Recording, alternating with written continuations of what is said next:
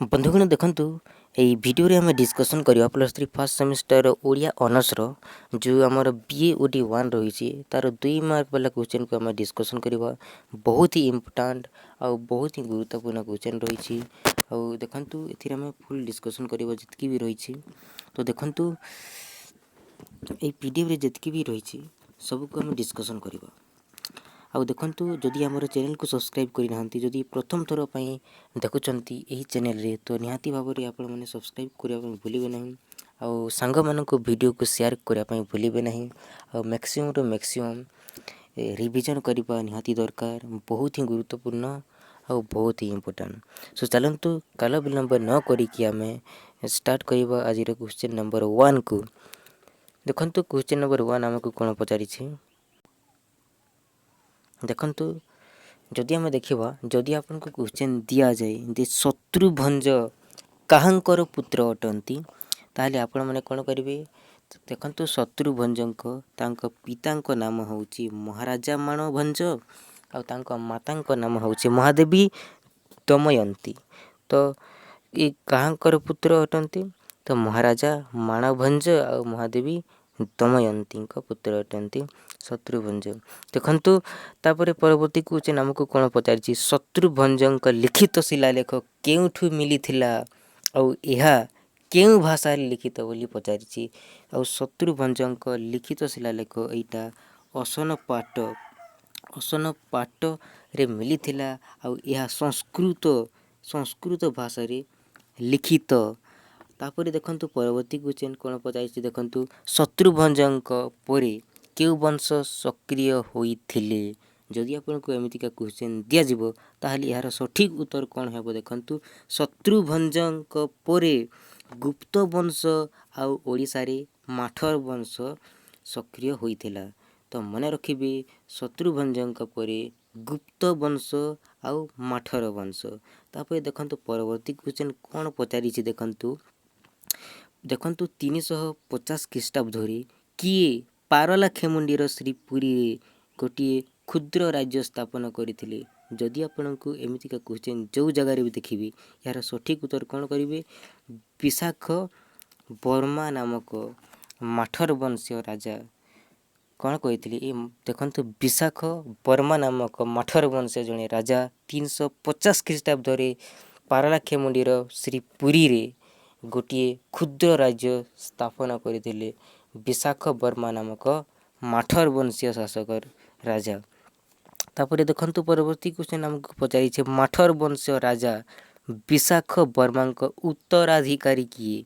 देखंतु माठर वंशीय राजा होचंती विशाख वर्मा। जेते बेले विशाख वर्मा मृत्यु होई गला तार उत्तराधिकारी किए हेले माने ता जगारी जो राजा थिले से राजा जो हेला ता जगारी आ किए रहिले बोली पचारिछे। माने देखंतु विशाखा वर्मांक उत्तराधिकारी किए हेले तो यार सठिक उत्तर हे जिवो उमा वर्मा। तो उमा वर्मा हे जिवो हमर सठिक उत्तर। देखंतु परवर्ती क्वेश्चन उमा वर्मांक उत्तराधिकारी किए। जदि आपनको एमितिका क्वेश्चन दिया जिवो ताहले आपण माने कोन करिवे उमा वर्मा जेते बेले मृत्यु हे गला ता जगह रे किए रहिले शंकर वर्मा।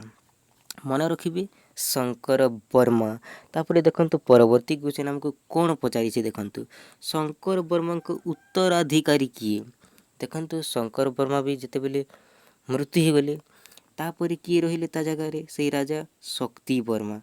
देखंतु 470 ख्रीष्टाब्द रे कि देखंतु बहुत गुरुत्वपूर्ण अटे शंकर वर्मा को उत्तराधिकारी देखंतु उत्तराधिकारी शक्ति वर्मा। तापर पचारिछे हमको कालिदासंक समसामयिक राजा किए। तो उमा वर्मा हे जिवो कालिदासंक समसामयिक राजा होचंती कालिदासंक समय रे उमा वर्मा राजा थिले।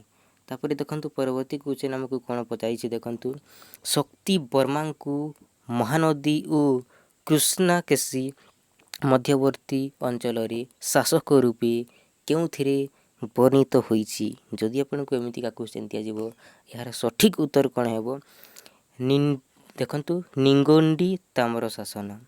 शक्ति वर्मा को महानदी ओ କ୍ରିଷ୍ଣାକେଶୀ ମଧ୍ୟବର୍ତ୍ତୀ ଅଞ୍ଚଳରେ ଶାସକ ରୂପେ ନିଙ୍ଗୋଣ୍ଡି ତାମ୍ର ଶାସନ ବର୍ଣ୍ଣିତ ହୋଇଛି। ମନେ ରଖିବେ ନିଙ୍ଗୋଣ୍ଡି ତାମ୍ର ଶାସନ।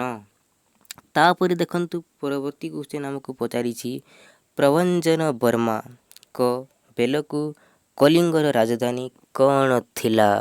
ତ ପ୍ରଭଞ୍ଜନ ବର୍ମାଙ୍କ ତାଙ୍କ ସମୟରେ କଳିଙ୍ଗର ରାଜଧାନୀ ଥିଲା ବର୍ଦ୍ଧମାନପୁର। ତାର ନାଁ ଥିଲା ବର୍ଦ୍ଧମାନପୁର। ତାପରେ ଦେଖନ୍ତୁ ପରବର୍ତ୍ତୀ କ୍ୱେଶ୍ଚନ୍ କ'ଣ ପଚାରିଛି ଆମକୁ ବୃହତ୍ ସଂହିତା କିଏ ରଚନା କରିଥିଲେ? ତ ଏହାର ସଠିକ୍ ଉତ୍ତର କ'ଣ ହେଇଯିବ ବରାହ ମିହିର। ତାପରେ ଦେଖନ୍ତୁ ପରବର୍ତ୍ତୀ କ୍ୱେଶ୍ଚନ୍ ମାଠର ବଂଶ ପତନ ପରେ କିଏ ରାଜା ରୂପେ ଅଧିଷ୍ଠିତ ହେଲେ? ତ ଏହାର ସଠିକ୍ ଉତ୍ତର କ'ଣ ହେବ ଶୈଲୋଦ୍ଭବ। ମାଠର ବଂଶ ପତନ ପରେ ଶୈଲୋଦ୍ଭବ ରାଜା ରୂପେ ଅଧିଷ୍ଠିତ ହେଲେ। ତାପରେ ଦେଖନ୍ତୁ ଆଉ ଗୋଟେ କ୍ୱେଶ୍ଚନ୍ କ'ଣ ପଚାରିଛି ଦେଖନ୍ତୁ କେଉଁ ବଂଶ ରାଜାଗଣ ନିଜ ନାମ ସହିତ ଭୀତ ବା ଅଭୀତ ଉପାଧି ଧାରଣ କରିଥିଲେ? ତ ଶୈଲଜ ଆଉ ପୁଲିନ୍ଦଗଣ। ଶୈଲଜ ଆଉ ପୁଲିନ୍ଦଗଣ ବଂଶର ରାଜଗଣ ନିଜ ନାମ ସହିତ ଭୀତ ବା ଅଭୀତ ଉପାଧି ଧାରଣ କରିଥିଲେ। ମନେ ରଖିବେ ଶୈଲଜ ଆଉ ପୁଲିନ୍ଦଗଣ। ତାପରେ ଦେଖନ୍ତୁ ପରବର୍ତ୍ତୀ କ୍ୱେଶ୍ଚନ୍ କାହାଙ୍କର ଶାସନ ସମୟରେ କଳିଙ୍ଗ ଦକ୍ଷିଣ ତୋଷାଲି ନାମରେ ପରିଚିତ ଥିଲା? ତ ଏହାର ସଠିକ୍ ଉତ୍ତର ହେଇଯିବ ଲୋକବିଗ୍ରହ ତାଙ୍କ ସମୟରେ ଲୋକବିଗ୍ରହଙ୍କ ସମୟରେ ଦେଖନ୍ତୁ କଳିଙ୍ଗ ଦକ୍ଷିଣ ତୋଷାଲି ନାମରେ ପରିଚିତ ହୋଇଥିଲା। ତ ଦେଖନ୍ତୁ ଲୋକବିଗ୍ରହଙ୍କ ତାଙ୍କ ଶାସନ ସମୟରେ। ତାପରେ ଦେଖନ୍ତୁ ପରବର୍ତ୍ତୀ କ୍ୱେଶ୍ଚନ୍ ବାଲେଶ୍ୱର ମୟୂରଭଞ୍ଜ କେନ୍ଦୁଝର କଟକ ଜିଲ୍ଲାର ଉତ୍ତର ଭାଗକୁ ନେଇ କେଉଁ ରାଜ୍ୟ ଗଠିତ ହୋଇଥିଲା? ତ ଏହାର ସଠିକ୍ ଉତ୍ତର ଯିବ ଉତ୍ତର ତୋଷାଲି। ମନେ ରଖିବେ ଉତ୍ତର ତୋଷାଲି ରାଜ୍ୟ କେଉଁ କେଉଁ ଜିଲ୍ଲାକୁ ନେଇକି ଗଠିତ? ଆପଣମାନେ ଉତ୍ତର କ'ଣ କରିବେ ବାଲେଶ୍ୱର ମୟୂରଭଞ୍ଜ କେନ୍ଦୁଝର ଆଉ କଟକ ଜିଲ୍ଲାକୁ ନେଇକି ତାର ଉତ୍ତର ଭାଗକୁ ନେଇକି ଉତ୍ତର ତୋଷାଲି ରାଜ୍ୟ ଗଠିତ ହୋଇଛି। ତାପରେ ଦେଖନ୍ତୁ ପରବର୍ତ୍ତୀ କ୍ୱେଶ୍ଚନ୍ କ'ଣ ପଚାରିଛି ଉଡ୍ର ବିଷୟ ଶବ୍ଦର ପ୍ରଥମ ଉଲ୍ଲେଖ କେଉଁଥିରେ ମିଳେ? ଉଡ୍ର ବିଷୟ ଶବ୍ଦର ପ୍ରଥମ ଉଲ୍ଲେଖ କେଉଁଥିରେ ମିଳେ? ସୋମଦତ୍ତଙ୍କ ସୋର ତାମ୍ର ଶାସନରେ ସପ୍ତମ ଶତାବ୍ଦୀରେ। ମନେ ରଖିବେ ସୋମଦତ୍ତଙ୍କ ସୋର ତାମ୍ର ଶାସନରେ ଦେଖନ୍ତୁ ଉଡ୍ର ବିଷୟ ଶବ୍ଦର ପ୍ରଥମ ଉଲ୍ଲେଖ ମିଳେ। ତାପରେ ଦେଖନ୍ତୁ ପରବର୍ତ୍ତୀ କ୍ୱେଶ୍ଚନ୍ ରାଜଧାନୀ କଙ୍ଗୋଦ ନାମ ପ୍ରଥମେ କେଉଁଥିରେ ଉଲ୍ଲେଖ ରହିଛି? ରାଜଧାନୀ କଙ୍ଗୋଦ ନାମ ପ୍ରଥମେ କେଉଁଥିରେ ଉଲ୍ଲେଖ ରହିଛି? ତ ଦେଖନ୍ତୁ ଅଜୋସଭିତ ବା ଛରମ୍ପରାଜଙ୍କ ତାମ୍ର ଶାସନରେ। ମନେ ରଖିବେ ବହୁତ ହି ଇମ୍ପୋର୍ଟାଣ୍ଟ ଅଟେ। ରାଜଧାନୀ କଙ୍ଗୋଦ ନାମକ ଦେଖନ୍ତୁ ପ୍ରଥମେ କେଉଁଥିରେ ଉଲ୍ଲେଖ ରହିଛି ଅଜୋସଭିତ ବା ଛରମ୍ପରାଜଙ୍କ ତାମ୍ର ଶାସନରେ। ତ ପରବର୍ତ୍ତୀ କ୍ୱେଶ୍ଚନ୍କୁ ଯିବା ଦେଖନ୍ତୁ କ'ଣ ପଚାରିଛି ଦେଖନ୍ତୁ ଧର୍ମରାଜ କଳିଙ୍ଗ ମାର୍ଗ ନାମରେ ଗୋଟିଏ ସଡ଼କ ଥିବାର କେଉଁଥିରୁ ଜଣାପଡ଼େ ବୋଲି ପଚାରିଛି? ତ ଏହାର ସଠିକ୍ ଉତ୍ତର କ'ଣ ହେବ ଗଙ୍ଗାରାଜା ସାମନ୍ତ ବର୍ମାଙ୍କ କମାଲନି ନାକ୍ଷପୁର ତାମ୍ର ଶାସନରୁ ଜଣାପଡ଼େ। ଦେଖନ୍ତୁ କମାଲ ବହୁତ ହି ଇମ୍ପୋର୍ଟାଣ୍ଟ ଅଟେ ଏଇ କ୍ୱେଶ୍ଚନ୍ଟି ଦେଖନ୍ତୁ ଧର୍ମରାଜ କଳିଙ୍ଗ ମାର୍ଗ ନାମକ ଗୋଟିଏ ସଡ଼କ ଥିବାରୁ କେଉଁଥିରେ ମିଳେ? ଦେଖନ୍ତୁ ଗଙ୍ଗା ରାଜା ସାମନ୍ତ ବର୍ମାଙ୍କ କାହାଙ୍କର ଗଙ୍ଗା ରାଜା ସାମନ୍ତ ବର୍ମାଙ୍କ କମାନଲିନାକ୍ଷପୁର ତାମ୍ର ଶାସନରୁ ବହୁତ ହି ଗୁରୁତ୍ୱପୂର୍ଣ୍ଣ ଅଟେ। ତାପରେ ଦେଖନ୍ତୁ ପରବର୍ତ୍ତୀ କ୍ୱେଶ୍ଚନ୍ ସୋମବଂଶୀମାନେ ଖଜୁରହୋ ଶୈଳୀରେ ଓଡ଼ିଶାର କେଉଁ ମନ୍ଦିର ନିର୍ମାଣ କରିଥିଲେ? ତ ରାଜାରାଣୀ ମନ୍ଦିର ନିର୍ମାଣ କରିଥିଲେ। ବହୁତ ଗୁରୁତ୍ୱପୂର୍ଣ୍ଣ ଦେଖନ୍ତୁ ସକଲତକୋଲ ବା ପୁରୁଷୋତ୍ତମ ରାଜ୍ୟ କିଏ କେବେ ପ୍ରତିଷ୍ଠା କରିଥିଲେ? ସକଲୋତ୍କୋଲ ବା ପୁରୁଷୋତ୍ତମ ରାଜ୍ୟ କିଏ ଆଉ କେବେ ନିର୍ମାଣ କରିଥିଲେ? ତ ଅନନ୍ତ ବର୍ମା ଚୂଡ଼ଗଙ୍ଗଦେବ ସକଲୋତ୍କୋଲ ବା ପୁରୁଷୋତ୍ତମ ରାଜ୍ୟ ନିର୍ମାଣ ଦେଖନ୍ତୁ ପ୍ରତିଷ୍ଠା କରିଥିଲେ ଅନନ୍ତ ବର୍ମନ ଚୂଡ଼ଗଙ୍ଗଦେବ। ଆଉ 1111 ଖ୍ରୀଷ୍ଟାବ୍ଦରେ ଏହା ପ୍ରତିଷ୍ଠା ହୋଇଥିଲା। ତାପରେ ଦେଖନ୍ତୁ ଓଡ଼ିଶାରେ କେଉଁ ରାଜାଙ୍କ ଶାସନ ସମୟରୁ କଳିଙ୍ଗ ନାମ ଲୋପ ପାଇଗଲା? ତ ଅନନ୍ତ ବର୍ମନ ଚୂଡ଼ଗଙ୍ଗଦେବଙ୍କ ସମୟରେ ହିଁ ତାଙ୍କ ପରେ ସେ ଶାସନ ସମୟରୁ ଏଇ କଳିଙ୍ଗ ନାମ ଏଇଟା ଲୋପ ପାଇଗଲା। ତାପରେ ଦେଖନ୍ତୁ ପରବର୍ତ୍ତୀ କ୍ୱେଶ୍ଚନ୍ କ'ଣ ପଚାରିଛି? ଅନନ୍ତ ବର୍ମନ ଚୂଡ଼ଗଙ୍ଗଦେବ କେଉଁଠାରୁ ଆଉ କେଉଁଠିକୁ ରାଜଧାନୀ ସ୍ଥାନାନ୍ତର କରିଥିଲେ? ତ ଏ କେଉଁଥିରୁ କରିଥିଲେ? ମୁଖଲିଙ୍ଗମଠାରୁ କଟକକୁ। ମୁଖଲିଙ୍ଗମଠାରୁ କଟକକୁ। ଆଉ କେଉଁ ସ୍ଥାନରେ ବିଷ୍ଣୁ ପୁରୁଷୋତ୍ତମ ଆଉ ଲକ୍ଷ୍ମୀ ମନ୍ଦିର ତୋଳାଇଥିଲେ? ତ ପୁରୀଠାରେ। ତାପରେ ଦେଖନ୍ତୁ ପରବର୍ତ୍ତୀ କ୍ୱେଶ୍ଚନ୍ କ'ଣ ପଚାରିଛି? ପରମ ମହେଶ୍ୱର ଓ ପରମ ବୈଷ୍ଣବ ଉପାଧିରେ କିଏ ଭୂଷିତ ହୋଇଥିଲେ?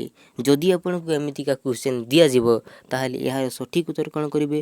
ଅନନ୍ତ ବର୍ମନ ଚୂଡ଼ଗଙ୍ଗଦେବ ପରମ ମହେଶ୍ୱର ଆଉ ପରମ ବୈଷ୍ଣବ ଉପାଧିରେ ଭୂଷିତ ହୋଇଥିଲେ ଅନନ୍ତ ବର୍ମନ ଚୂଡ଼ଗଙ୍ଗଦେବ। ତାପରେ ଦେଖନ୍ତୁ ପରବର୍ତ୍ତୀ କ୍ୱେଶ୍ଚନ୍ କେଉଁ ବର୍ଷ ଧରି ଗଙ୍ଗକଲଚୁରୀ ଯୁଦ୍ଧ ଲାଗି ରହିଥିଲା? ଆଉ ଶେଷରେ କିଏ କାହାକୁ ପରାସ୍ତ ହେଲେ? ଯଦି ଆପଣଙ୍କୁ ଏମିତିକା କ୍ୱେଶ୍ଚନ୍ ଦିଆଯିବ ତାହେଲେ ଏହାର ସଠିକ୍ ଉତ୍ତର କ'ଣ ହେବ? 100 ବର୍ଷ ଧରି। 100 ବର୍ଷ ଧରି ଦେଖନ୍ତୁ 100 ବର୍ଷ ଧରି ଗଙ୍ଗକଲଚୁରୀ ଯୁଦ୍ଧ ଲାଗି ରହିଥିଲା। ଆଉ ତୃତୀୟ ଅନଙ୍ଗ ଭୀମଦେବ କଲଚୁରୀକୁ ପରାସ୍ତ କଲେ। ତ ବହୁତ ହି ଇମ୍ପୋର୍ଟାଣ୍ଟ କ୍ୱେଶ୍ଚନ୍। ତୃତୀୟ ଅନଙ୍ଗ ଭୀମଦେବ କଲଚୁରୀଙ୍କୁ ପରାସ୍ତ କରିଥିଲେ। ତାପରେ ଦେଖନ୍ତୁ ପରବର୍ତ୍ତୀ କ୍ୱେଶ୍ଚନ୍ କୋଶଲକୁ ସକଲୋତ୍କଳରେ ମିଶାଇବା ପରେ କେଉଁ ନୂଆ ନାମକରଣ ହେଲା? ଦେଖନ୍ତୁ କୋଶଲକୁ ସକଲୋତ୍କଳରେ ମିଶାଇବା ପରେ ଓଡ଼ିଶା ନାମକରଣ ହେଲା। ତାପରେ ଦେଖନ୍ତୁ ପରବର୍ତ୍ତୀ କ୍ୱେଶ୍ଚନ୍ ରାଢ଼ ବୀରେନ୍ଦ୍ରର ମୁସଲମାନଙ୍କ ସହ ଯୁଦ୍ଧରେ ରାଜା ପରମାର୍ଥ ଦେବଙ୍କ ବୀରତ୍ୱ ପ୍ରାପ୍ତି ଘଟିବାରୁ ତାଙ୍କ ସ୍ମୃତିରେ ରାଣୀ ଚନ୍ଦ୍ରିକା ଦେବୀ କେଉଁ ମନ୍ଦିର ନିର୍ମାଣ କରିଥିଲେ? ତ ଅନନ୍ତ ବାସୁଦେବ ମନ୍ଦିର ବହୁତ ହି ଇମ୍ପୋର୍ଟାଣ୍ଟ ନିର୍ମାଣ କରିଥିଲେ ରାଣୀ ଚନ୍ଦ୍ରିକା ଦେବୀ। ମନେ ରଖିବେ ରାଣୀ ଚନ୍ଦ୍ରିକା ଦେବୀ ଅନନ୍ତ ବାସୁଦେବ ମନ୍ଦିର ନିର୍ମାଣ କରିଥିଲେ। ପରବର୍ତ୍ତୀ କ୍ୱେଶ୍ଚନ୍ ଦେଖନ୍ତୁ କ'ଣ ପଚାରିଛି? ରାଢ଼ ଓ ବୀରେନ୍ଦ୍ର ଯୁଦ୍ଧର ବିଜୟ ସ୍ମାରକୀ ରୂପେ ରାଜା ପ୍ରଥମ ନରସିଂହ ଦେବ କେଉଁ ମନ୍ଦିର ନିର୍ମାଣ କରିଥିଲେ? ତ ନରସିଂହ ଦେବ ତ କୋଣାର୍କ ମନ୍ଦିର ନିର୍ମାଣ କରିଥିଲେ। ବହୁତ ହି ଇମ୍ପୋର୍ଟାଣ୍ଟ। ତାପରେ ଦେଖନ୍ତୁ ରାଜା ତୃତୀୟ ଅନଙ୍ଗ ଭୀମଦେବ ରାଜଧାନୀ କଟକକୁ କେଉଁ ନାମରେ ଅଭିହିତ କରିଥିଲେ? ତ ଅଭିନବ ବାରାଣସୀ। ମନେ ରଖିବେ ବହୁତ ହି ଇମ୍ପୋର୍ଟାଣ୍ଟ। ଅଭିନବ ବାରାଣସୀ ନାମରେ ଅଭିହିତ କରିଥିଲେ ରାଜା ତୃତୀୟ ଅନଙ୍ଗ ଭୀମଦେବ ରାଜଧାନୀ କଟକକୁ। ତାପରେ ଦେଖନ୍ତୁ ପରବର୍ତ୍ତୀ କ୍ୱେଶ୍ଚନ୍ ଦେଖନ୍ତୁ କଟକର ଜଗନ୍ନାଥ ମନ୍ଦିର କିପରି ଧ୍ୱଂସ ହେଲା? ତ ମୁସଲମାନଙ୍କ ଆକ୍ରମଣରେ ଧ୍ୱଂସ ହୋଇଥିଲା କଟକର ଜଗନ୍ନାଥ ମନ୍ଦିର। ତାପରେ ଦେଖନ୍ତୁ ପରବର୍ତ୍ତୀ କ୍ୱେଶ୍ଚନ୍ କପିଳେନ୍ଦ୍ର ଦେବଙ୍କ ପୂର୍ବ ନାମ କ'ଣ ଥିଲା? ବହୁତ ଗୁରୁତ୍ୱପୂର୍ଣ୍ଣ। ଆଉ ପୂର୍ବରୁ ସେ କେଉଁ କାର୍ଯ୍ୟ ତୁଲାଉଥିଲେ? ତ କପିଳେନ୍ଦ୍ର ଦେବଙ୍କ ପୂର୍ବ ନାମ ଥିଲା କପିଳ ରାଉତ। ମନେ ରଖିବେ ବହୁତ ଗୁରୁତ୍ୱପୂର୍ଣ୍ଣ। କପିଳେନ୍ଦ୍ର ଦେବଙ୍କ ପୂର୍ବ ନାମ ଥିଲା କପିଳ ରାଉତ। ଆଉ ଦେଖନ୍ତୁ ଗଙ୍ଗବଂଶର ଶେଷ ରାଜା ଚତୁର୍ଥ ଭାନୁଦେବଙ୍କ ସେନାପତି ରାଉତ ଭାବେ ରାଜଧାନୀ ସୁରକ୍ଷା ଏଇ କାର୍ଯ୍ୟକୁ ସେ ତୁଲାଉଥିଲେ। ଦେଖନ୍ତୁ କପିଳେନ୍ଦ୍ର ଦେବ ଏ ଦୁଇଟାକୁ ମନେ ରଖିବେ ବହୁତ ହି ଇମ୍ପୋର୍ଟାଣ୍ଟ ଅଟେ। କପିଳେନ୍ଦ୍ର ଦେବଙ୍କ ପୂର୍ବ ନାମ କପିଳ ରାଉତ। ଆଉ ସେ ଗଙ୍ଗବଂଶର ଶେଷ ରାଜା ହେଉଛି ଚତୁର୍ଥ ଭାନୁଦେବଙ୍କ ସେନାପତି। ଆଉ ରାଉତ ଭାବେ ସେ ରାଜଧାନୀ ସୁରକ୍ଷା କରୁଥିଲେ। ବହୁତ ହି ଇମ୍ପୋର୍ଟାଣ୍ଟ। ତାପରେ ଦେଖନ୍ତୁ ପରବର୍ତ୍ତୀ କ୍ୱେଶ୍ଚନ୍ କପିଳେନ୍ଦ୍ର ଦେବଙ୍କ ସମୟ କାଳରେ ସେ କେଉଁ ବଂଶ ସ୍ଥାପନ କରିଥିଲେ? ସେ କେଉଁ ବଂଶ? ସୂର୍ଯ୍ୟବଂଶ। ଆଉ ସେଇ ତାଙ୍କ ସମୟ କାଳ କେତେ? ତ ତାଙ୍କ ସମୟ କାଳ ହେଉଛି 1435ରୁ 1467। ଏଇଟାକୁ ମନେ ରଖିବେ। କପିଳେନ୍ଦ୍ର ଦେବଙ୍କ ସମୟ କାଳ ହେଉଛି 1435ରୁ 1467। ଆଉ ସେ ସୂର୍ଯ୍ୟବଂଶକୁ କ'ଣ କରିଥିଲେ? ପ୍ରତିଷ୍ଠା କରିଥିଲେ। ତାପରେ ଦେଖନ୍ତୁ କପିଳେନ୍ଦ୍ର ଦେବଙ୍କ ରାଜ୍ୟ ସୀମା ଦକ୍ଷିଣରେ କେଉଁ ପର୍ଯ୍ୟନ୍ତ ପରିବ୍ୟାପ୍ତ ଥିଲା? ତ ରାମେଶ୍ୱର ପର୍ଯ୍ୟନ୍ତ। କପିଳେନ୍ଦ୍ର ଦେବଙ୍କ ରାଜ୍ୟ ସୀମା ଦକ୍ଷିଣରେ ଦେଖନ୍ତୁ ରାମେଶ୍ୱର ପର୍ଯ୍ୟନ୍ତ ପରିବ୍ୟାପ୍ତ ଥିଲା। ବହୁତ ହି ଇମ୍ପୋର୍ଟାଣ୍ଟ। ତାପରେ ଆଉ କ'ଣ ରହିଛି ଦେଖନ୍ତୁ, ଜଗନ୍ନାଥ ବଳଭଦ୍ରଙ୍କ ଦ୍ୱାରା କାଞ୍ଚି ବିଜୟ ଉପାଖ୍ୟାନ କେଉଁ ରାଜାଙ୍କ ସମୟରେ ସୃଷ୍ଟି ହୋଇଥିଲା? ତ ପୁରୁଷୋତ୍ତମ ଦେବ। ତାପରେ ଦେଖନ୍ତୁ ପରବର୍ତ୍ତୀ କ୍ୱେଶ୍ଚିନ୍ ଆମକୁ କ'ଣ ପଚାରିଛି? ପୁରୁଷୋତ୍ତମ ଦେବ ଓ ପଦ୍ମାବତୀଙ୍କର ପୁତ୍ରଙ୍କ ନାମ କ'ଣ? ତ ପୁରୁଷୋତ୍ତମ ଦେବ ଆଉ ପଦ୍ମାବତୀଙ୍କ ପୁତ୍ରଙ୍କ ନାମ ହେଉଛି ପ୍ରତାପ ରୁଦ୍ର ଦେବ। ଆଉ ପ୍ରତାପ ରୁଦ୍ର ଦେବଙ୍କ ତାଙ୍କ ପିତାଙ୍କ ନାମ ଆଉ ତାଙ୍କ ମାତାଙ୍କ ନାମ ଯଦି ପଚାରିବ ତାହେଲେ ଉତ୍ତର କ'ଣ କରିବେ? ପୁରୁଷୋତ୍ତମ ଦେବ। ଆଉ ପିତା ଥିଲେ ପୁରୁଷୋତ୍ତମ ଦେବ, ମାତାଙ୍କ ନାମ ହେଉଛି ପଦ୍ମାବତୀ। ତାପରେ ଦେଖନ୍ତୁ ପରବର୍ତ୍ତୀ କ୍ୱେଶ୍ଚିନ୍, ମୁକୁନ୍ଦ ଦେବ କେବେ ଆଉ କେଉଁ ଯୁଦ୍ଧରେ ପରାସ୍ତ ହେଲେ? ତ ମୁକୁନ୍ଦ ଦେବ ଦେଖନ୍ତୁ ଗହିରା ଟିକିରି, ଯେଉଁଟାକି ଯାଜପୁର ନିକଟବର୍ତ୍ତୀ, ଏଇ ଯୁଦ୍ଧରେ ସେ ପରାସ୍ତ କରିଥିଲେ। ଆଉ କେବେ? ତ 1568ରେ ସେ ପରାସ୍ତ ହେଲେ ଗହିରା ଟିକିରି ଯୁଦ୍ଧରେ। 1568 ମନେ ରଖିବେ। ଗହିରା ଟିକିରି ଯୁଦ୍ଧ କେବେ ହୋଇଥିଲା? କେଉଁଠାରେ? ଯାଜପୁରର ଦେଖନ୍ତୁ 1568ରେ। ତାପରେ ଦେଖନ୍ତୁ ମୁକୁନ୍ଦ ଦେବ ଗହିରା ଟିକିରି ଯୁଦ୍ଧ କାହା ବିପକ୍ଷରେ ଲଢ଼ୁଥିଲେ? ତ ଦେଖନ୍ତୁ ବଙ୍ଗ ମୁସଲମାନ ଶାସକ ସୁଲେମାନ କରାଣୀଙ୍କ ସେନାପତି କଳାପାହାଡ଼ ଏବଂ ସାରଙ୍ଗଗଡ଼ର ରାଜା ରାମଚନ୍ଦ୍ର ଦେବ ଏ ବିପକ୍ଷରେ ସେ ଲଢ଼ୁଥିଲେ ଗହିରା ଟିକିରି ଯୁଦ୍ଧରେ ମୁକୁନ୍ଦ ଦେବ। ତାପରେ ଦେଖନ୍ତୁ ପରବର୍ତ୍ତୀ କ୍ୱେଶ୍ଚିନ୍, ମୁକୁନ୍ଦ ଦେବ କେଉଁ ମୋଗଲ ଶାସକଙ୍କ ସହ ଚୁକ୍ତି ଲଢ଼ିଥିଲେ? ତ ଆକବର। ତାପରେ ଦେଖନ୍ତୁ ପରବର୍ତ୍ତୀ କ୍ୱେଶ୍ଚିନ୍ କ'ଣ ପଚାରିଛି? ଖାରବେଳଙ୍କ ସମୟରେ ଧାର୍ମିକ ସମ୍ପ୍ରଦାୟର ଆଲୋଚନା କେନ୍ଦ୍ର କେଉଁଠି ଥିଲା? ଖାରବେଳଙ୍କ ସମୟରେ ସେଇ ସମୟରେ ଦେଖନ୍ତୁ ଉଦୟଗିରିର କୁମାରଗିରି ପର୍ବତକୁ କାଟି ପ୍ରସ୍ତୁତ ହୋଇଥିବା ରାଣୀ ଗୁମ୍ଫା ସମ୍ମୁଖ ସେ ମଞ୍ଚପୁରୀଠାରେ ତାଙ୍କର କ'ଣ ଥିଲା? ତାଙ୍କର ଆଲୋଚନା କେନ୍ଦ୍ର ଥିଲା। ତାପରେ ଦେଖନ୍ତୁ ପରବର୍ତ୍ତୀ କ୍ୱେଶ୍ଚିନ୍, ଶୈବ ଧର୍ମକୁ ବ୍ରଜଯାନ ଆଉ ତାନ୍ତ୍ରିକ ବୌଦ୍ଧ ଧର୍ମର ରୂପାନ୍ତର ଭାବେ ଧରାଯାଇ ଶିବ ମନ୍ଦିର ଗାତ୍ରରେ କ'ଣ ଉତ୍କୀର୍ଣ୍ଣ କରାଯାଉଥିଲା? ତ ଏହାର ସଠିକ୍ ଉତ୍ତର କ'ଣ ହେବ? ମହାଯାନୀ ବୌଦ୍ଧ ଧର୍ମର ଧାରଣୀ ମନ୍ତ୍ର ଇଏ ଧର୍ମା ହେତୁ ପ୍ରଭବାହା। ତାପରେ ଦେଖନ୍ତୁ ପରବର୍ତ୍ତୀ କ୍ୱେଶ୍ଚିନ୍, ଇନ୍ଦ୍ରଭୂତି ତାନ୍ତ୍ରିକ ପଦ୍ଧତି ଦ୍ୱାରା କଲୁଷିତ ମହାଯାନ ପନ୍ଥାରେ ସଂସ୍କାର ଆଣି ପଞ୍ଚଧାନୀ ବୁଦ୍ଧ ସାଧନା ପ୍ରଚଳନ କରିବା ଫଳରେ କେଉଁ ନୂଆ ବୌଦ୍ଧ ପରିବାର ଅଭ୍ୟୁଦୟ ହେଲା? ତ କ'ଣ ହେଇଯିବ? ବ୍ରଜଯାନ। ତାପରେ ଦେଖନ୍ତୁ ପରବର୍ତ୍ତୀ କ୍ୱେଶ୍ଚିନ୍, ଇନ୍ଦ୍ରଭୂତିଙ୍କ ଭଉଣୀ ଲକ୍ଷ୍ମୀଙ୍କର ଦେହ ପୂଜା ଓ କାୟା ସାଧନା ଉପରେ ଗୁରୁତ୍ୱ ଦେଇ କେଉଁ ଧର୍ମତତ୍ତ୍ୱ ପ୍ରଚାର କରିଥିଲେ? ତ ସହଜଯାନ। ତାପରେ ଦେଖନ୍ତୁ ପରବର୍ତ୍ତୀ କ୍ୱେଶ୍ଚିନ୍, ଲକ୍ଷ୍ମୀଙ୍କର ଦେଖନ୍ତୁ ସହଜଯାନ ଧର୍ମତତ୍ତ୍ୱ କେଉଁ ଗ୍ରନ୍ଥରେ ରଚନା କରିଛନ୍ତି? ତ କ'ଣ ହେଇଯିବ? ଏହାର ସଠିକ୍ ଉତ୍ତର ହେଇଯିବ ଅଦ୍ୱୟ ସିଦ୍ଧି। ବହୁତ ଗୁରୁତ୍ୱପୂର୍ଣ୍ଣ। ଲକ୍ଷ୍ମୀଙ୍କର ତାଙ୍କ ସହଜଯାନ ଧର୍ମତତ୍ତ୍ୱ ଏଇଟା ଅଦ୍ୱୟ ସିଦ୍ଧି ଗ୍ରନ୍ଥରେ ରଚନା କରିଥିଲେ। ଅଦ୍ୱୟ ସିଦ୍ଧି ବହୁତ ଗୁରୁତ୍ୱପୂର୍ଣ୍ଣ। ତାପରେ ମନ ପ୍ରାଣ ଦେଇ ନିଜ ଦେହର ଦେବତାର ଉପାସନା କର, ଏହା କେଉଁ ଧର୍ମର ସିଦ୍ଧି ଲାଭ ମାର୍ଗ? ତ ଏହାର ସଠିକ୍ ଉତ୍ତର କ'ଣ ହେଇଯିବ? ସହଜଯାନ। ସହଜଯାନର ଧର୍ମର ଦେଖନ୍ତୁ ସିଦ୍ଧି ଲାଭ ମାର୍ଗ କେଉଁଠି? ମନ ପ୍ରାଣ ଦେଇ ନିଜ ଦେହର ଦେବତାର ଉପାସନା କର। ଏଇଟା ହେଉଛି ଦେଖନ୍ତୁ ସହଜଯାନ ଧର୍ମର ସିଦ୍ଧି ଲାଭର ମାର୍ଗ ଅଟେ। ତାପରେ ଦେଖନ୍ତୁ ପରବର୍ତ୍ତୀ କ୍ୱେଶ୍ଚିନ୍ ଆମକୁ କ'ଣ ପଚାରିଛି? ବହୁତ ହିଁ ଇମ୍ପୋର୍ଟାଣ୍ଟ କ୍ୱେଶ୍ଚିନ୍। ଦେଖନ୍ତୁ, ନାଗାର୍ଜୁନଙ୍କ ଶୂନ୍ୟବାଦ ତତ୍ତ୍ୱକୁ ପରବର୍ତ୍ତୀ ସମୟରେ ସହଜ ଜାନି ସିଦ୍ଧାଚାର୍ଯ୍ୟମାନେ କେଉଁ ନାମ ଦେଇଥିଲେ? ତ ଏହାର ସଠିକ୍ ଉତ୍ତର ହେଇଯିବ ସହଜ। ବହୁତ ଗୁରୁତ୍ୱପୂର୍ଣ୍ଣ। ନାଗାର୍ଜୁନଙ୍କ ଶୂନ୍ୟବାଦ ତତ୍ତ୍ୱକୁ ପରବର୍ତ୍ତୀ ସମୟରେ ସହଜ ଜାନି ସିଦ୍ଧାଚାର୍ଯ୍ୟମାନେ କେଉଁ ନାମ ଦେଇଥିଲେ? ସହଜ।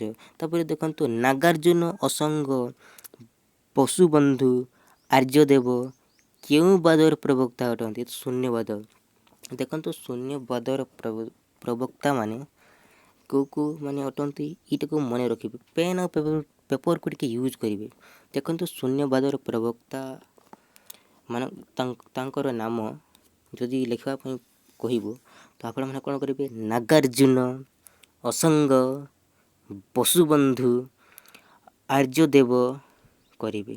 ଏଇଟାକୁ 5ଟିର ନାମ ମନେ ରଖିବେ। ବହୁତ ହିଁ ଇମ୍ପୋର୍ଟାଣ୍ଟ ଅଟେ। ତାପରେ ଦେଖନ୍ତୁ, ପଚାରିଛି ଆମକୁ, ନାଗାର୍ଜୁନ ହୀନଯାନ ଏବଂ ଅନ୍ୟାନ୍ୟ ମତବାଦକୁ ଦୃଢ଼ ଖଣ୍ଡନ କରି କେଉଁ ମତବାଦ ଦୃଢ଼ ଭିତ୍ତି ସ୍ଥାପନ କରିଥିଲେ? ତ ଏହାର ସଠିକ୍ ଉତ୍ତର ହେଇଯିବ ଶୂନ୍ୟବାଦ।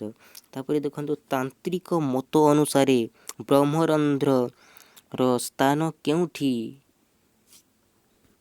କେଉଁଠି? ମସ୍ତିଷ୍କ। ଆଉ ବ୍ରହ୍ମରନ୍ଧ୍ରରେ କ'ଣ ଅଛି? ବ୍ରହ୍ମରନ୍ଧ୍ରରେ ଚୈତନ୍ୟ ବ୍ରହ୍ମ ଆଉ ଶୂନ୍ୟ ରହିଛି। ତାନ୍ତ୍ରିକ ମତ ଅନୁସାରେ ବ୍ରହ୍ମରନ୍ଧ୍ରର ସ୍ଥାନ ହେଉଛି ମସ୍ତିଷ୍କ। ଆଉ ବ୍ରହ୍ମରନ୍ଧ୍ରରେ କ'ଣ ରହିଛି? ଚୈତନ୍ୟ ବ୍ରହ୍ମ ରହିଛି ଆଉ ଶୂନ୍ୟ ରହିଛି। ତାପରେ ଦେଖନ୍ତୁ, ପରବର୍ତ୍ତୀ କ୍ୱେଶ୍ଚିନ୍, ସହଜ ଜାନରେ ଶୂନ୍ୟ କେତେ ଭାଗରେ ବିଭକ୍ତ? ଆଉ କ'ଣ ଶୂନ୍ୟ ଦେଖନ୍ତୁ 4 ଭାଗରେ ବିଭକ୍ତ।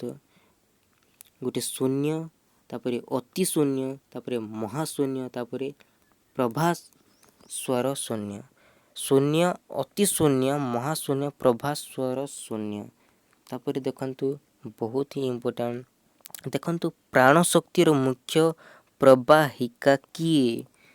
ପ୍ରାଣଶକ୍ତିର ମୁଖ୍ୟ ପ୍ରବାହିକା ହେଉଛି ସୁଷୁମ୍ନା ନାଡ଼ି। ସୁଷୁମ୍ନା ନାଡ଼ି। ଆଉ ମଣିଷର ଦେଖନ୍ତୁ, ମଣିଷ ଶରୀରରେ କେତେ ନାଡ଼ି ଅଛି ବୋଲି ହଂସ ଦୀପିକାରେ ଉଲ୍ଲେଖ ଅଛି। ଯଦି ଆପଣଙ୍କୁ ଏମିତିକା କ୍ୱେଶ୍ଚିନ୍ ଦିଆଯିବ ତାହେଲେ ଏହାର ସଠିକ୍ ଉତ୍ତର ହେଇଯିବ 72,000 ନାଡ଼ି। ତାପରେ ଦେଖନ୍ତୁ, ପରବର୍ତ୍ତୀ କ୍ୱେଶ୍ଚିନ୍, ସପ୍ତାଙ୍ଗ ଯୋଗରେ ଏକମାତ୍ର ଶକ୍ତିଶାଳୀ ନାଡ଼ି କାହାକୁ କୁହାଯାଇଛି? ଆଉ କେଉଁଠିକୁ ବ୍ୟାପ୍ତ ହୋଇଛି? ତ ଏହାର ସଠିକ୍ ଉତ୍ତର ହେଇଯିବ ସପ୍ତାଙ୍ଗ ଯୋଗରେ ଗୋଟିଏ ମାତ୍ର ଶକ୍ତିଶାଳୀ ନାଡ଼ି ସୁଷୁମ୍ନା ନାଡ଼ୀକୁ କୁହାଯାଇଛି। ଆଉ ଗୁହ୍ୟଠାରୁ ମେରୁଦଣ୍ଡକୁ ବ୍ୟାପ୍ତ ହୋଇଛି। ତାପରେ ଦେଖନ୍ତୁ, ଶ୍ୱାସ ପ୍ରକ୍ରିୟାରେ କେତୋଟି ନାଡ଼ି ବ୍ୟବହାର ଅଛି? ତ ଶ୍ୱାସ ପ୍ରକ୍ରିୟାରେ 2ଟି ନାଡ଼ି ବ୍ୟବହାର ଅଛି। କ'ଣ? ଡାହାଣ ନାସାପୁଡ଼ାରେ ଇଡ଼ା ଆଉ ବାମରେ ପିଙ୍ଗଲା। ଡାହାଣ ପଟେ ଇଡ଼ା ଆଉ ବାମ ପଟେ ପିଙ୍ଗଲା, ମନେ ରଖିବେ। ତାପରେ ଦେଖନ୍ତୁ, ସୁଷୁମ୍ନା ନାଡ଼ି ଭିତରେ କେଉଁ ସୂକ୍ଷ୍ମ ନାଡ଼ି ରହିଛି ଆଉ ସେଥିମଧ୍ୟରୁ କେଉଁଟି ଶ୍ରେଷ୍ଠ ବୋଲି ପଚାରିଛି। ତ ସୁଷୁମ୍ନା ନାଡ଼ି ଭିତରେ ଦେଖନ୍ତୁ, ବଜା ଆଉ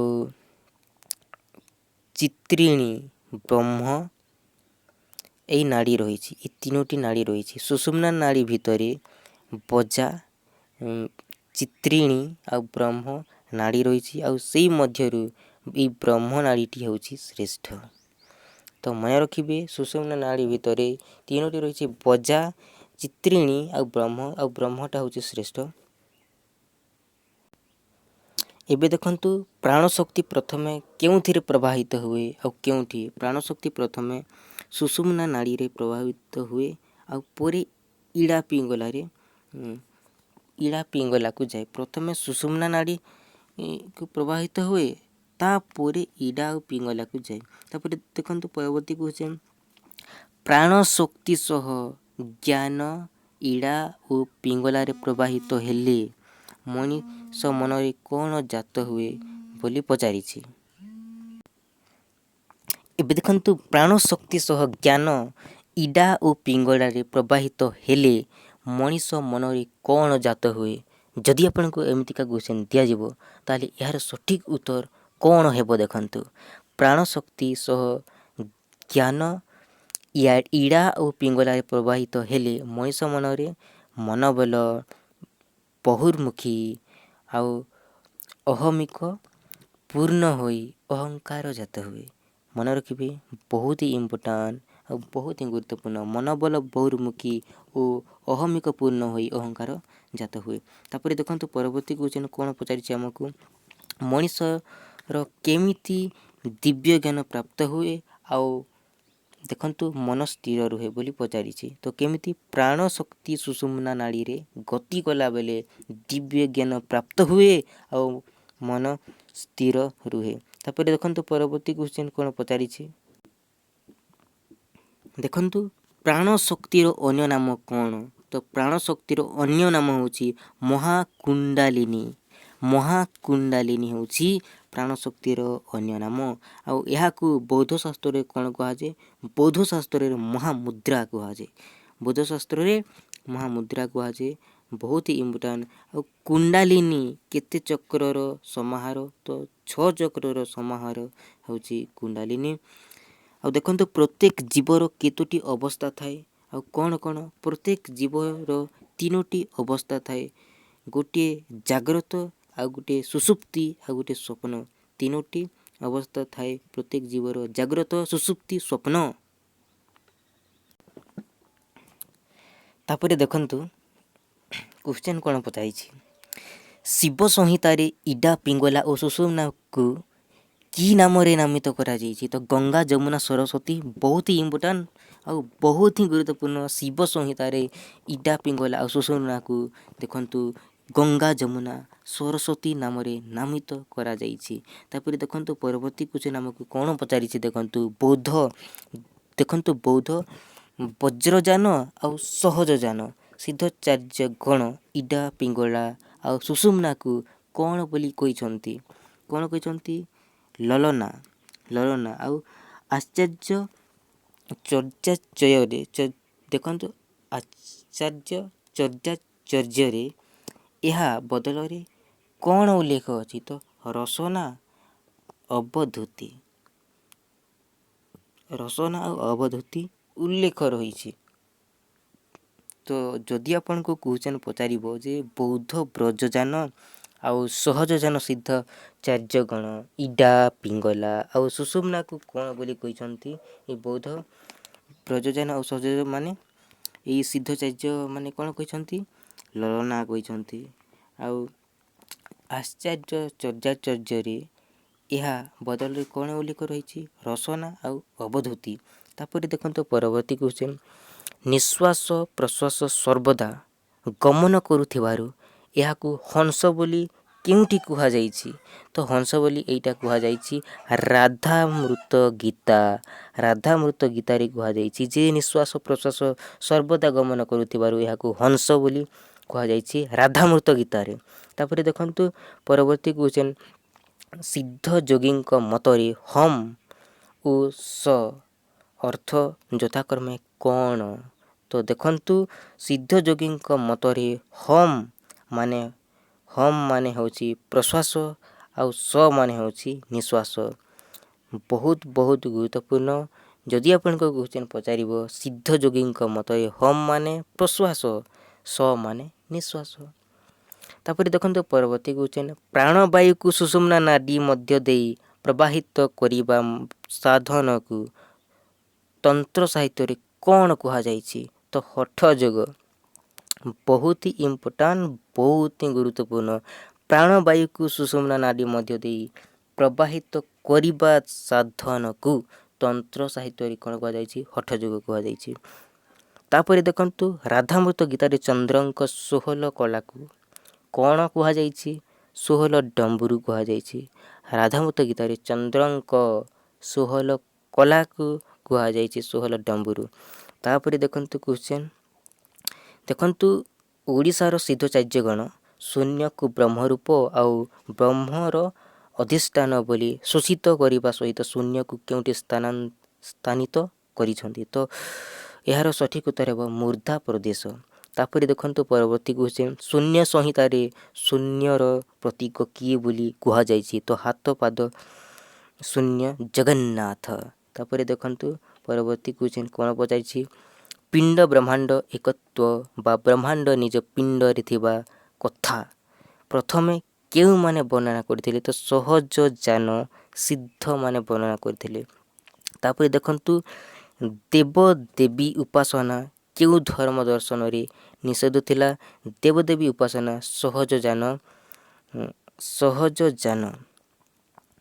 ସହଜଯାନ ଧର୍ମ ଦର୍ଶନରେ ନିଷିଦ୍ଧ ଥିଲା। ତାପରେ ଦେଖନ୍ତୁ ସହଜଯାନ ଓ ବନ ଧର୍ମର ସମନ୍ୱୟରେ କେଉଁ ଧର୍ମ ସ୍ଥାପନ ହେଲା? ତ ଲାମା ଧର୍ମ। ବହୁତ ଇମ୍ପୋର୍ଟାଣ୍ଟ କ୍ୱେଶ୍ଚନ୍। ସହଜଯାନ ଆଉ ବନ ଧର୍ମର ସମନ୍ୱୟରେ କେଉଁ ଧର୍ମ ସ୍ଥାପନ ହେଲା? ଲାମା ଧର୍ମ। ତାପରେ ଦେଖନ୍ତୁ ତିବ୍ବତର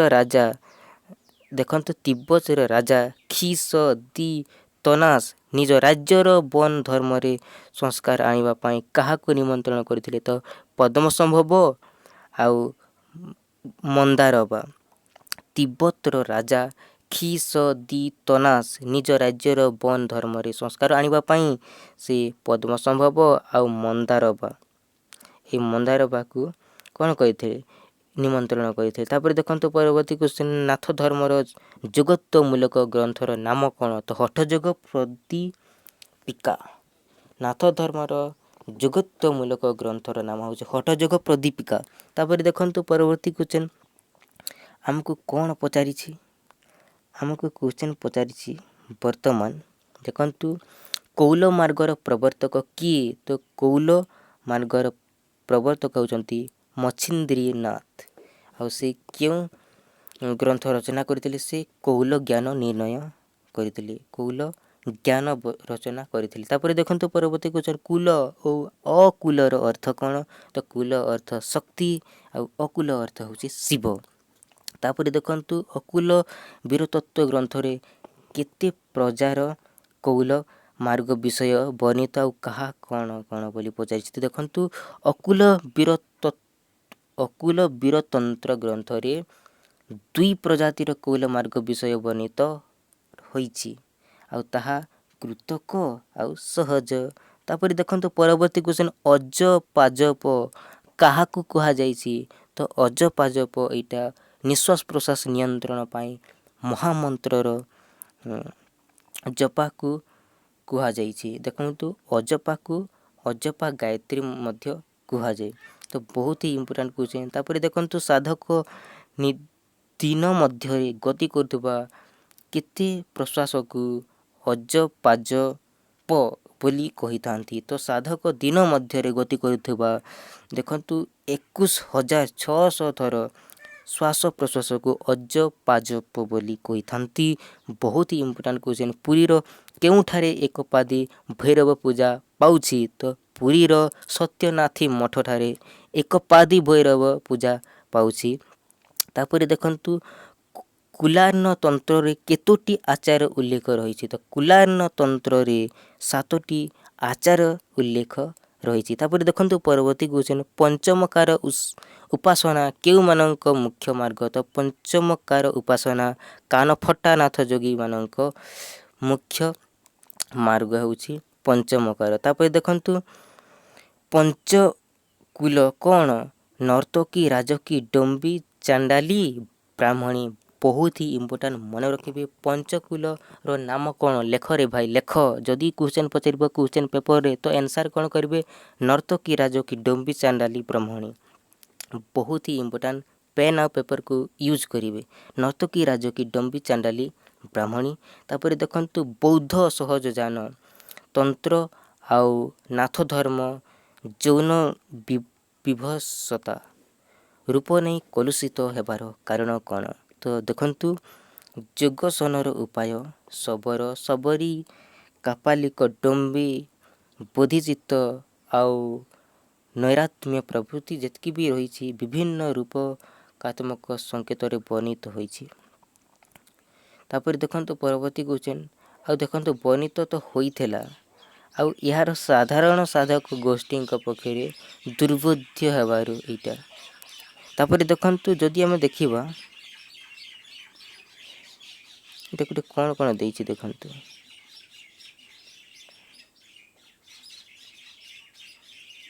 ଚାଲନ୍ତୁ ଏବେ ଦେଖନ୍ତୁ ଘଟ ମଧ୍ୟରେ କେତେ ତୀର୍ଥ ଥିବାର ଗୋରେଖ ବାଣୀରେ କୁହାଯାଇଛି। ତ ଘଟ ମଧ୍ୟରେ କେତେ ତୀର୍ଥ ଥିବା ବୋଲେ ଘଟ ମଧ୍ୟରେ 68 ତୀର୍ଥ। ଘଟ ମଧ୍ୟରେ 68 ତୀର୍ଥ ଥିବାର ଗୋରେଖ ବାଣୀରେ କୁହାଯାଇଛି। ତାପରେ ଦେଖନ୍ତୁ ପରବର୍ତ୍ତୀ କ୍ୱେଶ୍ଚନ୍ ଗୋରେଖନାଥ ହ ଆଉ ସ କୁ ଯଥାକ୍ରମେ କ'ଣ କହିଛନ୍ତି? ହ କୁ ବ୍ରହ୍ମା, ସ କୁ ଶିବ। ଏଇଟା ଗୋରେଖ ସଂହିତାରେ। ଆଉ ଦେଖନ୍ତୁ ଆଉ ଗୋଟେ ଆମେ ଦେଖିଥିଲେ ଏଇଟା ଗୋରେଖ ସଂହିତାରେ କୁହାଯାଇଛି। ଦେଖନ୍ତୁ ଆଉ ଗୋଟେ ଆମେ କେଉଁ ଜାଗାରେ ଦେଖିଥିଲେ ଟିକେ ଦେଖିବା।